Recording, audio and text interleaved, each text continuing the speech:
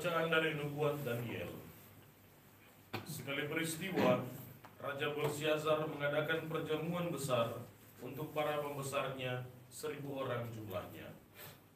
Di hadapan 1.000 orang itu, Raja minum-minum anggur. Dalam kemabukan anggur, Belsyazar menitahkan orang mengambil perkakas emas dan perak yang telah dibawa Nebukadnezar ayahnya dari dalam bait suci di Yerusalem.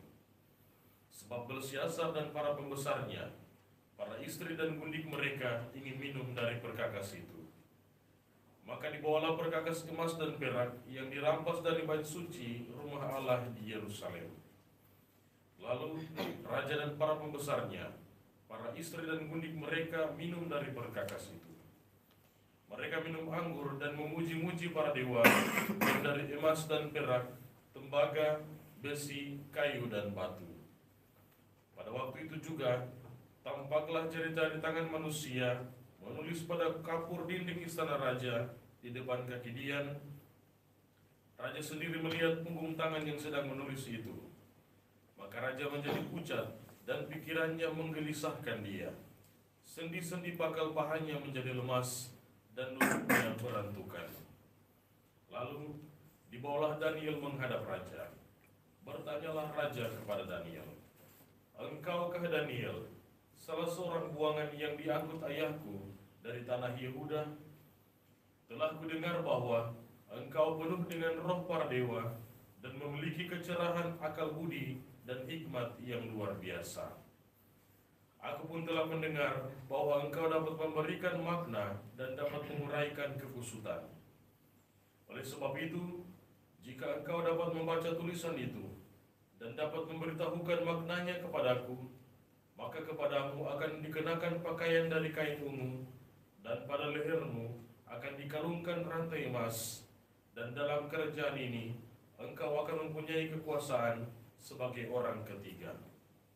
Kemudian Daniel menjawab raja, "Tak usahlah tuanku memberi hadiah, berikanlah kepada orang lain saja. Namun demikian, aku akan membaca tulisan itu bagi tuanku dan memberitahukan maknanya. Tuhanku telah menyombongkan diri terhadap yang berkuasa di surga. Perkakas dari baitnya dibawa orang kepada tuanku. Lalu tuanku dan para pembesar, para istri dan para gundik tuanku telah minum anggur dari perkakas itu.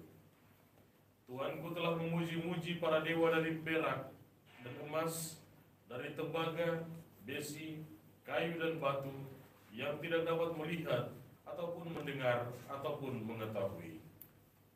Tuanku tidak memuliakan Allah yang menggenggam nafas tuanku dan menentukan segala jalan tuanku. Sebab itu, ia memerintahkan punggung tangan itu, dan dituliskanlah tulisan ini. Beginilah tulisan itu, Mene Mene Tekel Urfasin. Dan beginilah makna perkataan itu. Mene artinya pemerintahan tuanku telah dihitung oleh Allah dan telah diakhiri. Tekel artinya tuanku telah ditimbang dengan neraca dan didapati terlalu ringan.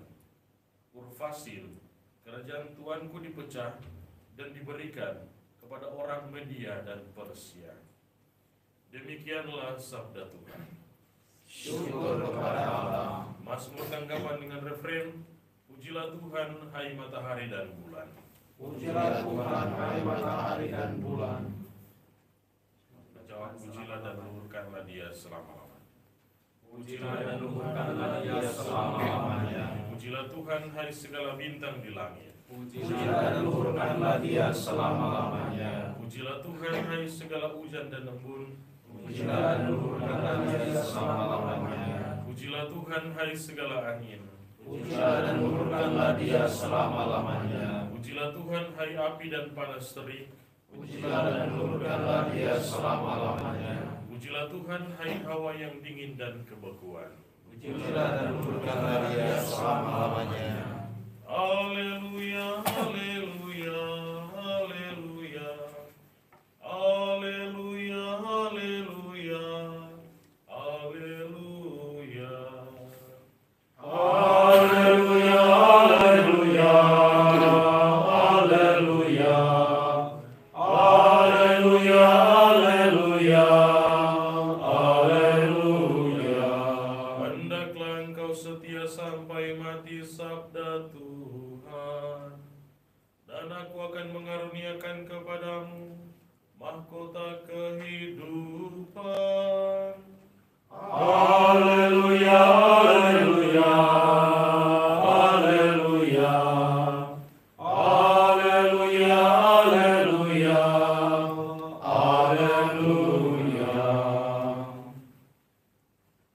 bersamamu. dan bersama rohmu. Inilah Injil suci menurut Lukas. Dimuliakanlah Tuhan. Pada waktu itu Yesus berkata kepada murid-muridnya, akan datang harinya kalian ditangkap dan dianiaya. Karena namaku kalian akan diserahkan ke rumah-rumah ibadat, dimasukkan ke dalam penjara, dan dihadapkan kepada raja-raja dan para penguasa. Hal itu akan menjadi kesempatan bagimu untuk bersaksi. Sebab itu tetap teguhlah di dalam hatimu. Jangan kalian memikirkan lebih dahulu pembelaanmu. Aku sendirilah yang akan memberi kalian kata-kata hikmat, sehingga kalian tak dapat ditentang atau dibantah lawan-lawanmu. Dan kalian akan diserahkan juga oleh orang tuamu, saudara-saudaramu, kaum keluargamu, dan sahabat-sahabatmu. Dan beberapa orang di antaramu akan dibunuh. Karena namaku, kalian akan dibenci semua orang. Tetapi tidak sehelai pun rambut kepalamu akan hilang. Kalau kalian tetap bertahan, kalian akan memperoleh hidupmu. Demikianlah sabda Tuhan. Terpujilah Kristus. Bapak Uskup dan para saudara dan saudari sekalian yang dikasihi Tuhan, Shalom. Shalom. Menjadi pengikut Kristus adalah sebuah sukacita, kegembiraan bagi kita semua. Tapi dalam Injil hari ini juga Tuhan Yesus mengingatkan kepada kita, menjadi pengikut Kristus tidak selamanya kita memperoleh kemudahan-kemudahan dalam hidup kita. Bahkan dikatakan karena Yesus maka kita akan dibenci oleh semua orang. Bukan satu orang, bukan dua orang, bukan orang A atau orang B, tapi dibenci oleh semua orang. Hari ini kita peringati Santo Andreas Dunlap dan kawan-kawan martir Vietnam. Mereka adalah orang-orang yang berbahagia karena mengakui Yesus sebagai Tuhan, dan mereka mengalami apa yang dikatakan oleh Yesus dalam Injil hari ini.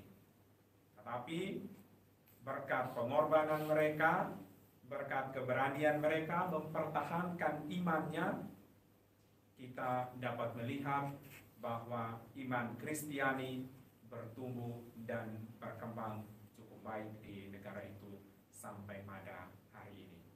Mau mengingatkan kepada kita semua bahwa tidak ada pengorbanan yang sia-sia oleh orang-orang yang percaya kepada Kristus. Tuhan memberkati kita. Amin.